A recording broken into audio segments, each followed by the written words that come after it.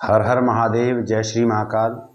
आज मैं आपको कर्ण पिशाचनी साधना के बारे में बताने वाला हूँ। कर्ण पिशाचनी साधना किस प्रकार से की जाती है, उसके क्या नियम हैं और इसको जो साधक करता है उसका क्या परिणाम आपको मिलता है। इस साधना को करने के दो मार्ग हैं। पहला मार्ग है दक्षिण मार्ग, दूसरा मार्ग है वाम मार्ग।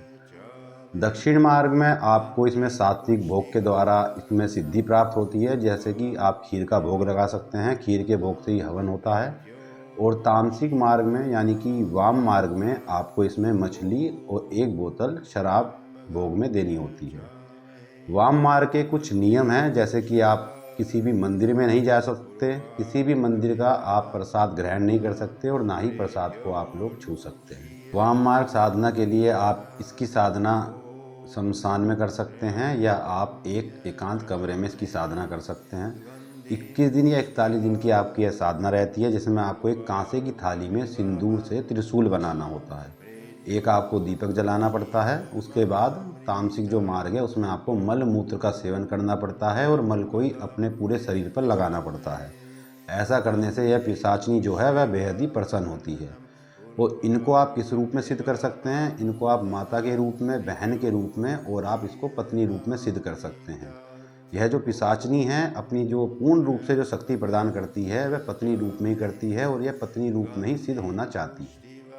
अगर आप नए साधक हैं और यह साधना करने की सोच रहे हैं और आपने कोई भी उच्च कोटि की साधना नहीं की है तो समझ लीजिए कि आपका पतन निश्चित है।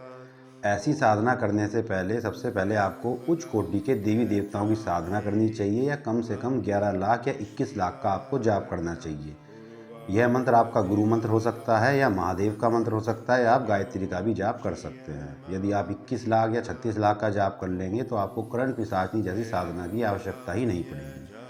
दूसरी बात यह है कि आप इसको जिस भी रूप में सिद्ध करेंगे तो यह उसको ही परेशान करती है। यदि आप बहन के रूप में करेंगे, माता के रूप में करेंगे, पत्नी के रूप में करेंगे तो यह उसको अवश्य ही परेशान करेगी। एक साधक थे जिन्होंने YouTube से मंत्र लेकर इनकी साधना की थी माता के रूप में कि माँ किसी को भी नुकसान नहीं पहुँचाती है। तो जब उनकी साधना का आखिरी दिन था तो उनके माता के कान में यह चीखने और चिल्लाने की आवाज़ करती थी। वो थोड़े जानकार थे तो उन्होंने इसका बंधन किया, इनका विसर्जन किया, फिर आगे से ऐसी घटना नहीं हुई। तो जब भी आप ऐसी साधना करते हैं, आप चाहते हैं कि आप चमत्कार दिखाना चाहते हैं या आप कोई शॉर्टकट रास्ता अपनाते हैं तो आप अपने साथ साथ अपने परिवार को भी खाई में डालने का कार्य करते हैं। इन सब साधनाओं से पहले आपको महाविद्या की साधना कर लेनी चाहिए और हमारी तो सलाह यही है कि आपको ऐसी साधनाओं से बचना चाहिए। ऐसी साधना आपको बिल्कुल भी नहीं करनी चाहिए, क्योंकि बहुत से लोग ऐसे हैं जो ये साधना करके पागल भी हो चुके हैं या उनकी अकाल मृत्यु भी हो चुकी है। ऐसी साधना करने से पहले सबसे पहले आपको अपने परिवार की सुरक्षा के लिए रक्षा ताबीज बनाकर उन सबके गले में डाल देना चाहिए, जितने भी आपके परिवार में सदस्य हैं। क्योंकि जब आप यह साधना करते हैं तो यह सबसे पहले आपके परिवार वालों पर ही हमला करती है, जिससे कि आपकी साधना खंडित हो जाए। और घर में तो ऐसी साधना करने के बारे में आप बिल्कुल भी विचार मत कीजिए।